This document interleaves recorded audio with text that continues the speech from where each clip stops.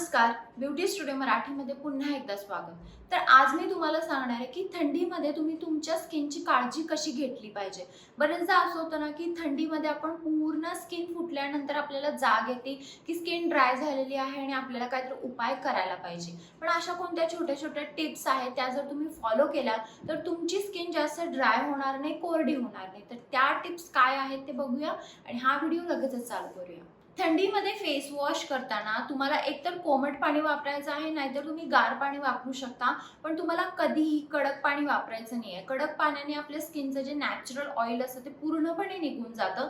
त्यामुळे तुम्हाला कोमट नाहीतर बेस्ट राहील की तुम्ही गार पाणी वापरलं तर, पण कडक पाणी वापरू नका। जे काही तुम्ही मॉइश्चरायझर वापरताना त्याच्यामध्ये हायलुरोनिक ऍसिड किंवा सेरामाइड्स असलं पाहिजे। तर ह्याने तुमचा स्किनचा जो बॅरियर असेल तो चांगला होईल आणि स्किन तुमची लवकर ड्राय कोरडी होणार नाही। त्यामुळे जे काही मॉइश्चरायझर वापरतात त्याच्यामध्ये एक तर सेरामाइड असलं पाहिजे, नाहीतर हायलुरोनिक ऍसिड असलं पाहिजे। थंडीमध्ये भरपूर पाणी प्या, कारण हवा ड्राय असते थंडीमध्ये, त्यामुळे पाणी लगेच निघून जातं आणि आपली बॉडी लगेच डिहायड्रेटेड होते। त्यामुळे थंडीमध्ये तुम्हाला भरपूर पाणी पिऊन तुमची बॉडी हायड्रेटेड ठेवायची आहे। थंडीमध्ये जे काही तुम्ही स्किन केअर प्रोडक्ट्स वापरता ते मॉइश्चरायझिंग असले पाहिजे। त्याच्यामध्ये ग्लिसरीन किंवा तुम्ही हायड्रेटिंग सिरम वापरू शकता, पण जे काही प्रोडक्ट वापरताना ते सगळे मॉइश्चरायझिंग आणि अशी क्रीम फॉर्म मध्ये असलं पाहिजे। कोणतेही जेल फॉर्म मध्ये तुम्हाला वापरायचं नाहीये। थंडीमध्ये अल्कोहोल बेस्ड जे ॲस्ट्रिजंट किंवा टोनर असतात ते वापरू नका, कारण अल्कोहोलमुळे ना स्किन आपली खूप जास्त ड्राय होते।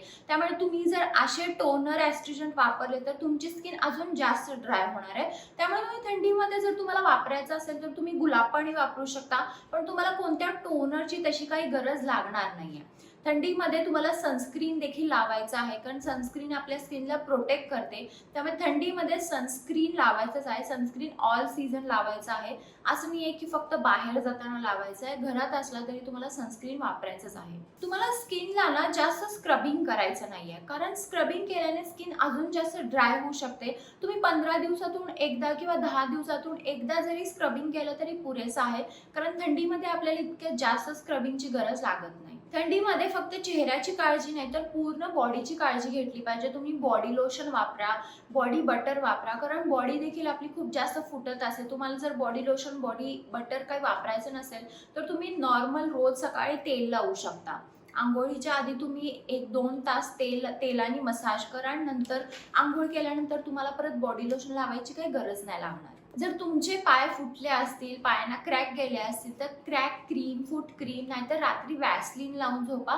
जर तुम्ही रात्री पाय धुवून व्यवस्थित त्याला वॅसलीन लावल्यानंतर सॉक्स घालून झोपला तर तुमचे जे फुटलेले पाय असतील ना ते 3-4 दिवसातच कमी येतील। त्यामुळे तुम्ही जर फूट क्रीम वापरायची नसेल तर तुम्ही वॅसलीन वापरा। थंडीमध्ये ना ज्यादातर बेरीज खा, म्हणजे स्ट्रॉबेरी, चेरी, कारण ह्यामध्ये ना अँटीऑक्सिडंट असतात ज्याने आपली स्किन हेल्दी राहते। त्यामुळे थंडीमध्ये तुम्हाला बेरीज देखील खायच्या आहेत। तर हा होता आजचा माझा व्हिडिओ की थंडीमध्ये तुम्ही तुमच्या स्किनची काळजी कशी घेऊ शकता याच्याबद्दल। जर व्हिडिओ आवडला असेल तर व्हिडिओ लाईक करा, शेअर करा आणि चॅनल सबस्क्राईब करायला विसरू नका। चला तर मग आपण लवकरच भेटूया एका नवीन व्हिडिओमध्ये। तोपर्यंत काळजी घ्या। बाय।